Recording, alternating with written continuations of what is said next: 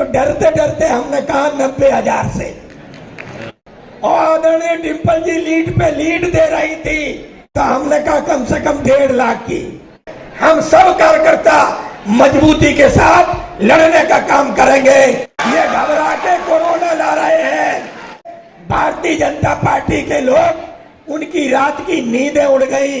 तभी से भारतीय जनता पार्टी घबरा के पुनः देश में कोरोना लाने का काम कर रही है। ये भारतीय जनता पार्टी के लोगों ने उन विधायक जी के जेल का ट्रांसफर कर दिया।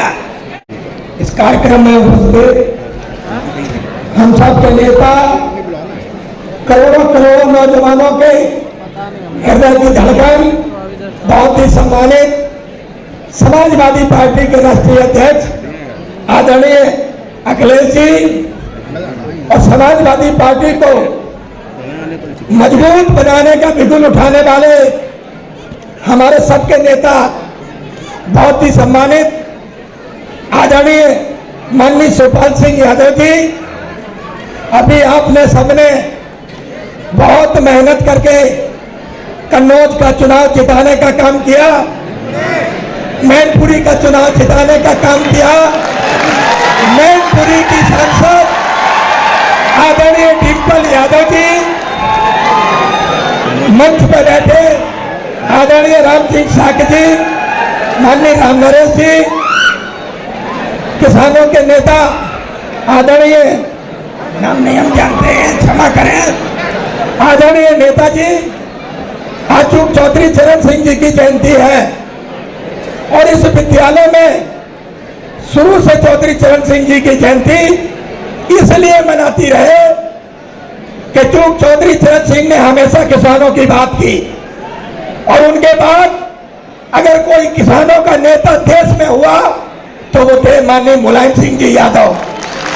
आज चूंकि दोनों नेताओं पे हमारे वरिष्ठ नेताओं ने फूल चढ़ा के ये याद दिलाया कि हमें सबको भी हमेशा किसानों के दुख दर्द का एहसास करते रहना चाहिए। जिस दिन से हमारे दोनों नेता इस मैनपुरी जनपद का चुनाव कस के लड़ा, सच बात यह है कि चुनाव के बाद माननीय राष्ट्रीय अध्यक्ष जी से हमारी लखनऊ बात हुई तो आपने पूछा कि जसवंत नगर कितने से जीतेंगे, तो डरते डरते हमने कहा 90,000 से। और बोले पूरी जीत कितने की होगी, तो हमने कहा कम से कम 1.5 लाख की। लेकिन जब काउंटिंग चल रही थी और जीत लगातार बढ़ रही थी और आदरणीय डिम्पल जी लीड पे लीड दे रही थी, लगातार आप सबने इतना वोट दिया कि मैनपुरी की जनता ने, मैनपुरी के कार्यकर्ताओं ने एक इतिहास बनाने का काम मैनपुरी में करके दिखाया। इसलिए आप सबका, नौजवानों का हृदय से आभार व्यक्त करते हैं। लेकिन इस मैनपुरी की लोकसभा के चुनाव के बाद पूरे प्रदेश में कार्यकर्ताओं का जो उत्साह बढ़ा है, हमारे दोनों सम्मानित नेतागण जहां जाते इतनी अपार भीड़ होती है कि उस भीड़ को देख के भारतीय जनता पार्टी के लोग, उनकी रात की नींदें उड़ गई। और आपको पता होगा कि उस दिन के बाद दोनों नेताओं ने जो कमर कस ली है कि गरीब कमजोर किसान और पार्टी के कार्यकर्ताओं की मदद करेंगे, संघर्ष करेंगे, सड़कों पर लड़ेंगे। तभी से भारतीय जनता पार्टी घबरा के पुनः देश में कोरोना लाने का काम कर रही है। ये घबरा के कोरोना ला रहे हैं क्योंकि इनकी नींदें उड़ गई हैं। इसलिए आप ध्यान रखना, ये कोरोना सिर्फ समाजवादियों के लिए लाया जाता है।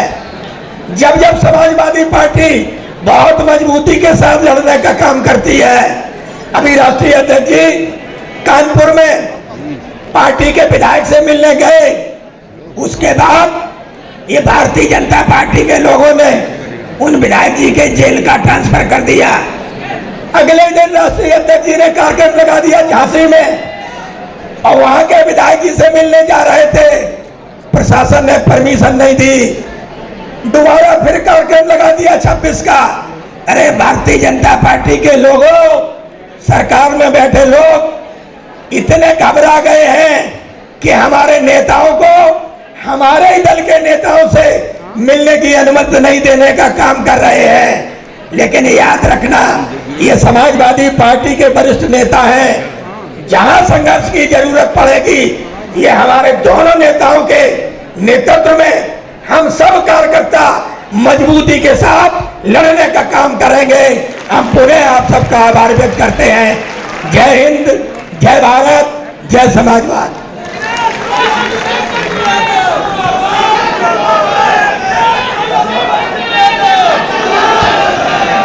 धन्यवाद आदरणीय प्रदीप जी। और आपने जो संघर्ष की बात